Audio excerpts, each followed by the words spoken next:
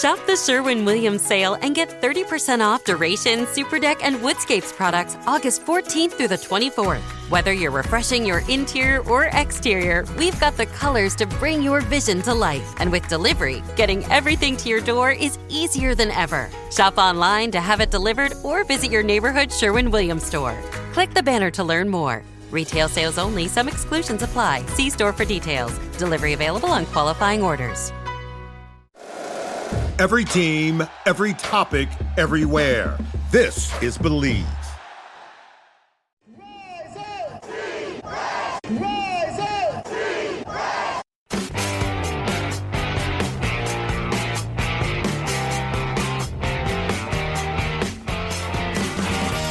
This is the Rise Up See Red podcast, all about the Arizona Cardinals and the NFL, featuring insider and outsider perspectives. Enjoy the best hour of Cardinals talk on the web. Now here are your hosts, Jess Root and Seth Cox.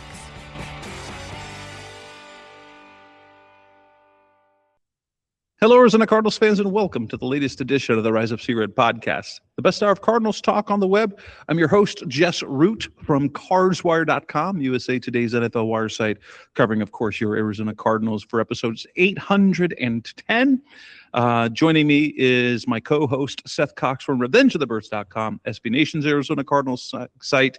And this is the show where we get to look back at the Cardinals preseason game against the Las Vegas Raiders. There's a lot that's happened. But they win that game on Thursday, 27-14. We want to talk about the first team, the takeaways, the starters on offense and defense. There's some injuries that came out of that game where we've got some thoughts on that. And then who are standouts, who are the winners and losers otherwise, Seth? Overall, that game was, it was a solid game to watch, and it did become a very boring preseason game in the second half, but that's how preseason games typically are. Yeah, that's what you want, right? And you know, we were a little surprised at how much guys that we expect to contribute played in the second, or in the, deep into the second quarter. That being said, though, you look at the overall outcome or the overall look of the game itself, and there was a lot of positive things from the offense once again, right? Yeah, sorry about that. But yes, absolutely. I think the biggest takeaway, at least from the first team, is that the offense not only did the offense continue to look good. It looked good among the starters. It looked good with the reserves. You had a really solid one drive with the starters where you had Michael Wilson active in the passing game. Marvin Harrison Jr. had the touchdown. You got Tyler Algier and Jeremiyah Love involved, Jacoby Brissett. You got Kendrick Bourne. It was like the first team offense looked capable. I think the biggest takeaway is that, okay, this offensive scheme so far is highly superior to the scheme that they were running last season, because you're getting fun routes, like you're getting the receivers involved, different receivers involved, all in the same drive.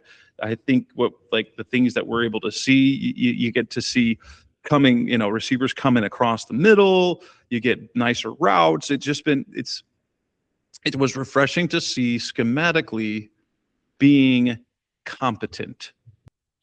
It was, and you saw a lot of positives. I mean, you go back and you look, I think the two negatives from the first drive are the two false starts. Obviously that's something that's been plagued them the entire training camp since Jacoby got back. Will it be done by, or will it be fixed by game one? I think that's the one concern. Now, obviously, like, we have to take everything with a grain of salt, right? Like, the first thing that you have to take with a grain of salt is this is the preseason, right? Like, there's no there's no, oh, this offense is great. On what we've seen thus far, as you explained very excellently, we like and probably like more than what we saw in the preseason under Drew Petzing. But that's the only takeaway, right? It doesn't mean anything until it's game day. But there's nothing but positives. The only negatives, like I said, are you continue to see pre-snap penalties. Those are things that have to get cleaned up for games, because we're hopeful, but we're not overly confident at this point that they're a team that can overcome 2 pre-snap penalties on a drive, right? Like, especially as games wear on, if they are down, which is another kind of question that we have, right? That was the other takeaway from this game, is that the defense, to an extent, is still not good. Yeah, it's still not good. They were shredded by the Raiders starters, essentially. Yeah, and so, I mean, 10 plays, 68 yards, took a little over 5 minutes for the drive, very equivalent to the Cardinals' lone drive with their starters, right? And so those are the things that you look at and you go, that's not ideal. You want to see a little bit more from the starting defense. And I know people will say, oh, well, the second drive. Well, in the second drive, that was Fernando Mendoza's first, work in the NFL. And that was a lot of the Cardinals starting defense. Not all. I don't want to overstate it, but a lot of the Cardinals starting defense against the Raiders too. So you would hope that they would play at a higher level, right?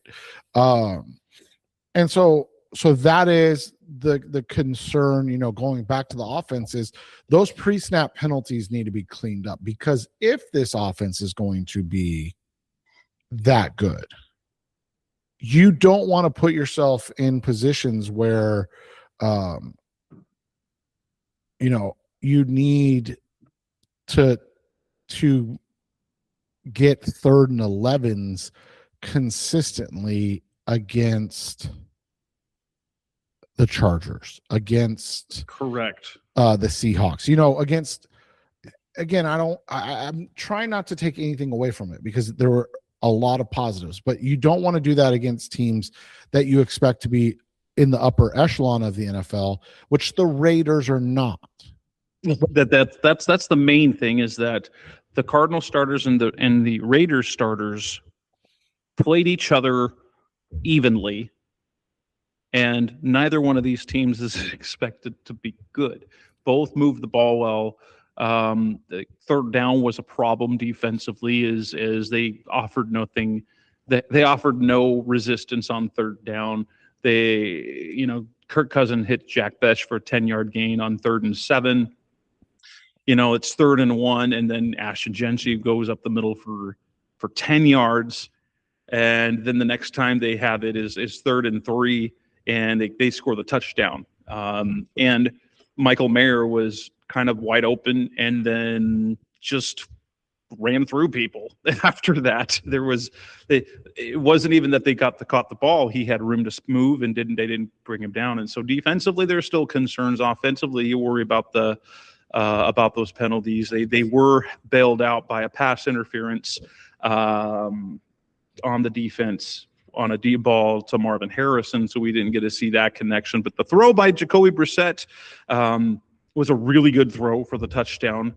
No one else mentioned it, so maybe this is when I saw the play, it looked like a desperation throw to me, that, and I think he has the arm for it to do it, but it looked like he was just chucking the ball out there, and thankfully it was perfectly placed, because if that were thrown any differently, that could have been picked off in the end zone. Right. And that comes back to, is that a play that is something that can be made in a game. But I talk about this a lot, and these are the positives again, and I talk about it with our high school program, right? Like those are throws you try in preseason and in practice, and you have those mistakes and you have those errors, so you can see if you can make those throws in a game. Because what's the harm? I know the overreaction, so I'm not aloof to it, but what is the harm in a preseason game of making that throw and getting an interception, right? Then you go, okay, not something we want to do or something we want to try in a game. So I'm okay with the throw, and I guess the dangerous thing is the result, right? Like, is that something that you can complete against the Chargers? Is that something you can complete against the Seahawks? Will you even have time to make a play like that against those teams? So those are things to look at. But again, overall, I thought there were mostly positives from the on the field situation, and a lot of the negatives came either later or even a day or so after. Yeah, so coming up next on the Rise Up Seaward podcast of our Cardinals Talk on the Web, let's move on and discuss a couple of injuries, significant injuries of importance that came out of that game. Their top 2 draft picks. That's coming up next on Rise Up Seaward. We're back on the Rise Up Seaward podcast of our Cardinals Talk on the Web. Injury bug hitting the Cardinals rookies. They are now, like, as of right now, their top 4 picks are injured. Jeremiyah Love, Chase Bisontis, Carson Beck, and Caleb Proctor. Caleb Proctor already on IR, tore meniscus in his knee during OTAs. The first injury of note that the report that came out that Carson Beck had a rib injury and wouldn't play was kind of out of the blue. He didn't play, and he also hasn't practiced since then. So it's interesting to see how that goes, but that was before the game. Obviously, the one that hurt to see was Chase Bisontis, the Cardinals' second-round pick, expected to compete for the starting job at right guard.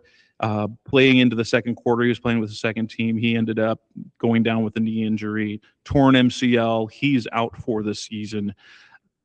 I don't know what to think about just the luck that the Cardinals, I don't know if it's something that could be avoided, other than the fact that we can just say this team is just incredibly unfortunate when it comes to rookies and injuries. Yeah, and I had a really astute comment, and then I saw a couple of people follow that up over the course of a couple of days. And one of the things I think is realistic that you have to look at is the reality that this is a team, this is leadership, this is a franchise that is consistently at the bottom when it comes to their overall training facilities, availability of facilities for their athletes, those type of things. So it is a question that I think is fair to ask in terms of causation, right? Like, I'm not saying like, oh, this is the Cardinals' fault, but it does kind of beg the question, why is it consistently happening to the Cardinals? And that is, is it something with those Fs in terms of the NFLPA grades, right? Like those, I think that's a fair thing that should be looked at and kind of, I don't say investigated, but just looked into of like, are these guys coming from, especially these big programs, right? Like Notre Dame, like Texas A&M, like Miami and Georgia and those places where let's just be honest, their facilities, their game or their what they offer their players is better than what the Cardinals can offer right now. Does that cause or does that play into the fact that it does happen? I don't know what the answer is, but I do know that it is frustrating as heck.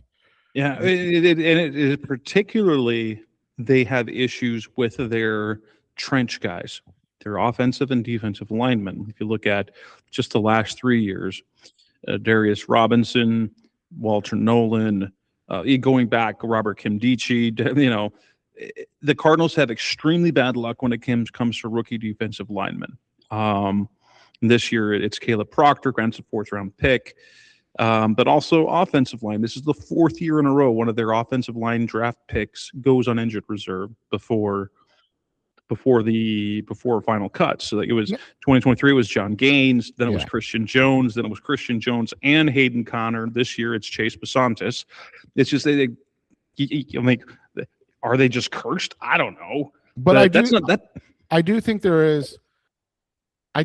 is this reality too that like that itself was unavoidable, right?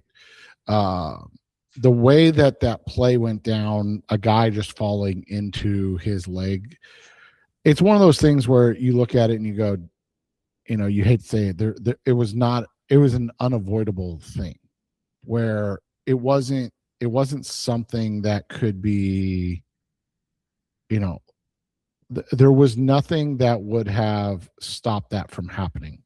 And that is the frustration of it too, because sometimes you look at it and you go, why can't this get fixed? And then you realize, well, the reality is there's nothing that anybody can do about it. Yeah. But that's not even the most important injury that came out of that game. The other one is Jeremiyah Love. And if you've been following on social media, at all recently, it's been holy cow. Jeremiyah Love played well into the second quarter, played 24 snaps, touched the ball 14 times, 11 carries, 58 yards, 3 catches for 14 yards. And on the last play that he injured his ankle.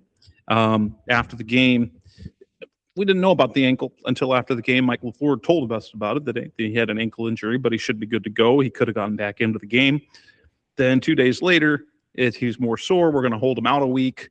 Is he going to be available for week 1? He waffled that question saying, I'm just worrying about practice today, tomorrow, blah, blah, blah. And then when he was asked about whether it was a high ankle sprain or not, just to kind of get the idea as to what the time frame might be, he just called it an ankle, only to have a couple hours later, Adam Schefter reported that he did suffer a high ankle sprain, is out for the preseason, and the hope is that he'll be ready for week 1. And my word, what a mess with that, for a number of reasons. And we've talked about Jeremiyah Love's usage for this season, a guy who's never had more than 226 touches in a season thus far. They gave him 14 touches in the first half, which paces towards, is that what they were preparing him for, to be a 25 to 30 touch guy, which would put him over a 17-game season to over 450 touches for the year, when he's never touched the ball, when he's never had more than 199 carries in the season. It's crazy. And I understand Michael LaFleur wanted to get him some work because it's his first pro action. He's going to have an important factor in that offense, but was treating him like a featured only back, like a Christian McCaffrey in the first half of a preseason game, the smartest move. And hindsight says that was dumb. Yeah, and the nice thing for me, at least, and I know you were similar, but like the nice thing for me was we knew somewhat about the injury, when it happened, but we were also able to go like, hey, this is dumb, right? Like this was a dumb decision in the moment. And the reason I say that is because I literally wrote Thursday night, like, I guess they really wanted to get him a bunch of touches. And I did not understand it then. I really didn't. And again, I'm not trying to like Monday morning quarterback it. Like, I genuinely was saying then I did not understand why they felt the need for him to get 14 touches and a half. And to be honest, it was a little less than a half, but like, you look at it and you're going, is this a guy, like, are they saying they're going to try to get him 25 plus touches a game? And the answer is yes, but maybe in a year or two, right? Like, is he going to be the first rookie with over 450 touches in a season? Like a regular season? No, it won't happen, because they would run him into the ground. And this is exactly the thing that we worried about them doing his rookie year, and why the Tyler Algier edition was actually sort of the perfect way, because you can literally look at how the Atlanta Falcons treated Bijan Robinson his rookie year with Tyler Algier on the roster. And you could look, oh, that's the model. Jeremiyah Love is a Bijan Robinson type talent. This is what you do in year one. I guess not, or whatever. Now he might not even be ready for the opener. It's questionable. They hope he can be ready, but at this point, is this going to be a case where if he is ready, he's 80% ready, as opposed to having your rookie phenom being 100% healthy to start the season, when they could have treated him like any other starter. Like, give him 5 carries, or, play him what he did in the one drive with the starters. And if you wanted to push him past that, play him another drive. And then this next week, when they play the Dallas Cowboys, when the starters are presumably going to go longer, you keep him in there a little longer so that you're working him into it, rather than 14 touches in the first half of a preseason game. And, and we've always felt, and there's a reason why NFL teams do not play their starters often, or their important skill players in particular, against backups and third teamers, because it puts them more at risk, because one, you're playing behind not your starters, you're not your starting line, and you're also going up against more desperate NFL players on the opposing team, who will either technique-wise or out of extra effort try to show up on tape and end up doing something out of technique that hurts a player. Yeah, and that's just the unfortunate reality of it, right? Like, it was an unnecessary tackle. People are like, oh, it was dirty. Well, in the scheme of it was a hip drop, yes. In a scheme of it's a guy trying to make a roster, that's trying to make a play to make sure that his team sees what he can do, or that they see that he's a viable player. Like, again, right, wrong, or otherwise, guess what? He stopped the 3rd overall pick in a one-on-one situation from scoring. That's the takeaway for him. It's not, oh, I made a dirty play. It's, oh, I stopped the 3rd overall pick from scoring. Right? So, like, that to me is what the takeaway from that whole situation was. And it's just unfortunate, because like you said, it shouldn't have even been in there. I get why he was. You're, like you said, you're trying to get him looks and touches, but again, I don't know. I guess there could be a game script where he's going to have 28 to 30 touches in a game. I just hope it's not this first season, right? Exactly. Like, that's because here's the other thing, Jess, and his rushing stats ended up being nice, right? 11 for 58, just over 5.3 yards per carry, but none of the carries came against backups. Well, and then his receiving stats were just meh. And so to go 14 for 72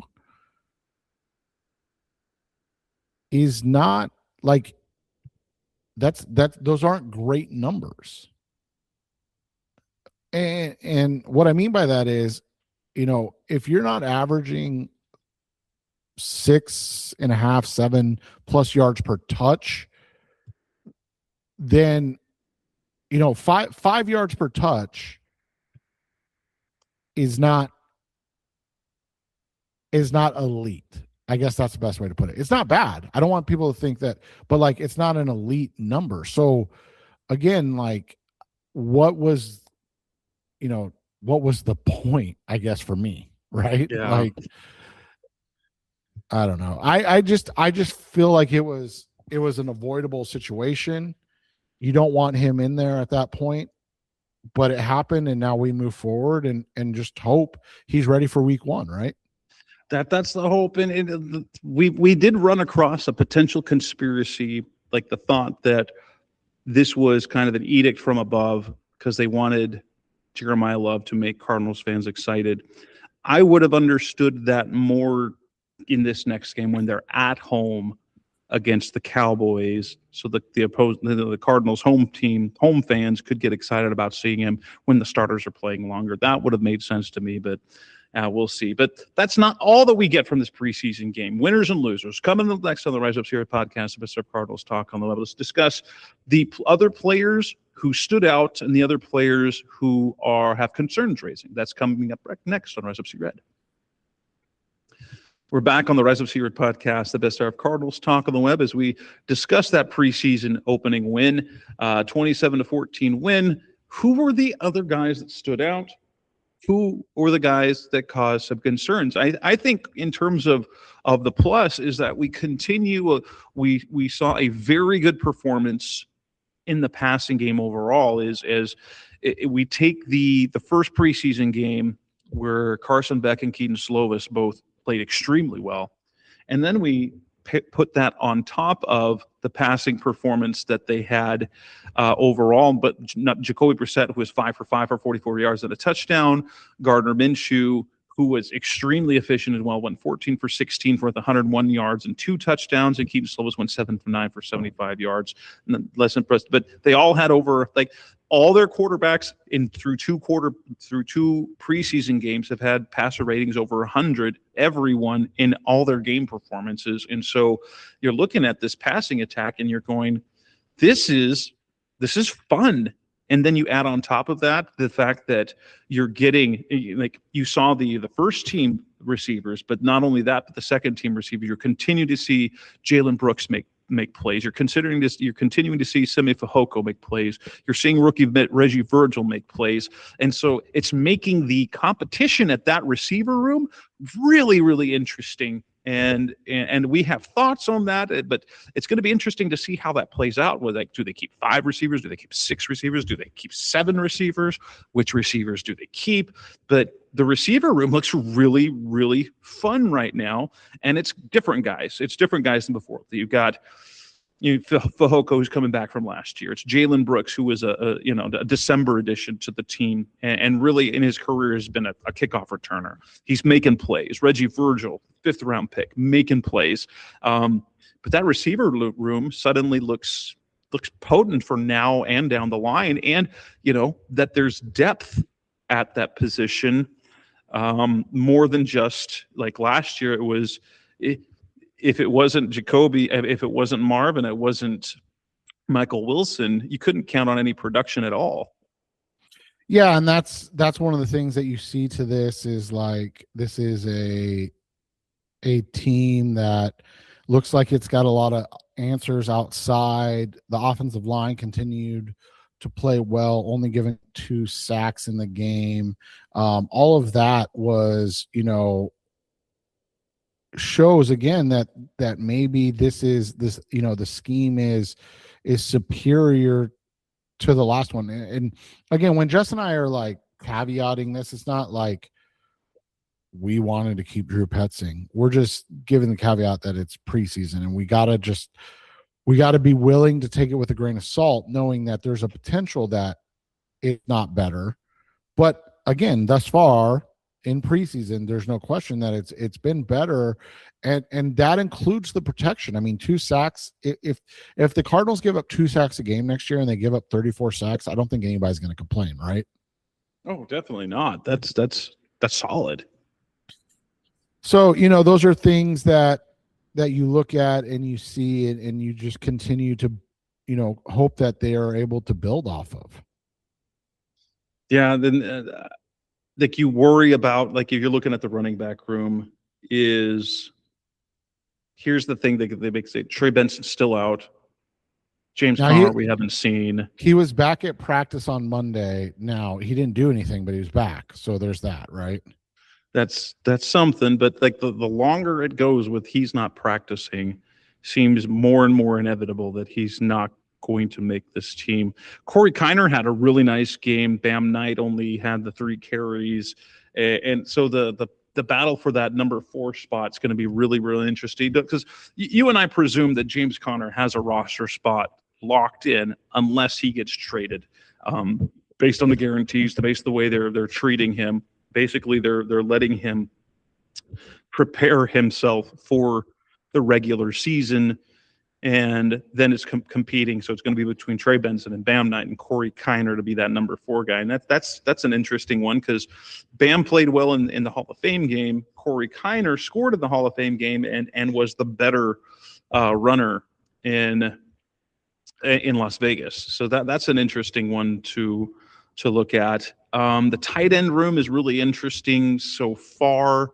but has it felt like that there's been anybody defensively that's kind of stood out to me? Because for me, it really hasn't. No one has really stood out on defense, at least in the backups. Walter Nolan played really well.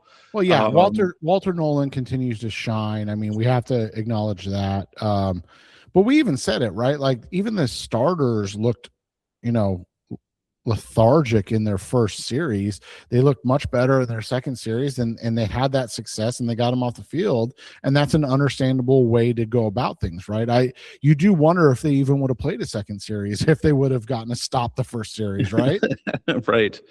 Right. And we're not getting much else into some interesting thing that we're seeing is that the Bijo Jolari seems to be fading, while a guy like Eku Leota, who I don't know if he offers much on defense, but he had 3 special teams tackles. He played 15 snaps on special teams. And so if you're going to keep if that outside linebacker room seems pretty locked, that you're going to have Josh Sweat, Zaven Collins, Baron Browning, and Jordan Birch. Those 4 are a sure thing. And then the 5th guy either needs to be someone who can give you sack production, someone that they can develop, or someone who can play special teams. And I think Eku Leota is kind of doing that. It feels like Max Melton is just turned into just a guy, and Elijah Jones to me is also, because he was a standout special teamer at Boston College as well, but he also showed off. He broke up a pass, and he also had a couple of special teams tackles that helped him out as well. Yep, and so like you'll watch all of that and kind of see how it goes, but it's interesting so far.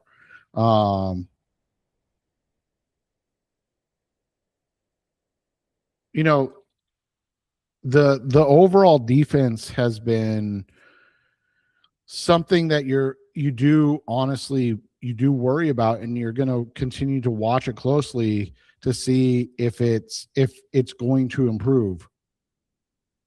But overall, I think you look at how the defense looked at times, and you see a team that has some pieces, but they just don't look like they're consistently ready to compete. And I don't know if that's a coaching thing. I don't know if that's a scheme thing. And I don't know if that's a talent thing. Yeah, I mean, it doesn't look like they're getting enough consistency from guys not named Walter Nolan and Will Johnson. Outside of that, everyone else is, and we'll get production from Josh Sweat. But if everyone else is just a dude on the field, if you're like, Buda's going to make plays, Sweat's going to make some plays. If Walter Nolan's healthy, he's going to make some plays. You have to have at least capable play around the rest of the way, and it doesn't kind of feel like that, does it? No, it doesn't, and that's the concern. But interestingly, another takeaway is, for me, is that the battles that they were, the kind of the position battles, as you're kind of seeing that Jack Gibbons got starting work ahead of Cody Simon when it feels like that has shifted. It was LJ Collier in the starting lineup and not Darius Robinson. And I think we're at the point where it looks like Andrew Wingard is the clear favorite to replace Jalen Thompson instead of Rabbit Taylor Demerson. Yeah, and that'll be interesting to kind of watch and see if it's something that they're going to do overall, because I didn't, the Wingard signing, I didn't look at as like, oh, he's this upgrade over Jalen Thompson outside of from a salary perspective, right? Yeah, but the one thing that he does, like, he's really taken on, he's kind of being a leader back there, and he is a different body type. He was even bigger. He's bigger than Jalen Thompson, but when you've got the smallest guy on the field in Buda Baker and Rabbit Taylor Demerson, who's basically the same size as Buda Baker, it's good to get someone who's a little longer back there, because Jalen Thompson was 5'11", I think 5'11", 185. He was built kind of more like a corner than safety, and Wingard's 6 foot, almost 200 pounds. And I think that gives a little bit different vibe back there in terms of skill set. And it does seem also at cornerback that Denzel Burke is sort of firmly ahead of Max Melton for that other starting job. Right, I would agree with that. And with that kind of takes us through what we need to talk about for this game. So that'll wrap up this edition of the Rise Up Secret podcast, the Best of Cardinals Talk on the Web. We'll be back later this week to look ahead to the game against the Cowboys. What is there to talk about then? And I still have 2 opponent previews left to put out there. We've got the Giants we got the Jets and the Eagles left of the opponent previews. But until then, that's Seth Cox. I'm Jess Root. Thanks for listening as always. We'll be back again soon. Thanks for listening to the latest edition of the Rise Up, See Red podcast. Listen to previous episodes and subscribe to the show on Apple Podcasts, Stitcher Radio, Audioboom, or many other podcast platforms so shows are delivered directly to your mobile device. Please give the show a 5-star rating and always support the sponsors who support the show. We'll be back soon for the best hour of Cardinals talk on the web. Rise Up, Red Sea, Be Red, See Red, and of course, Rise Up, See Red.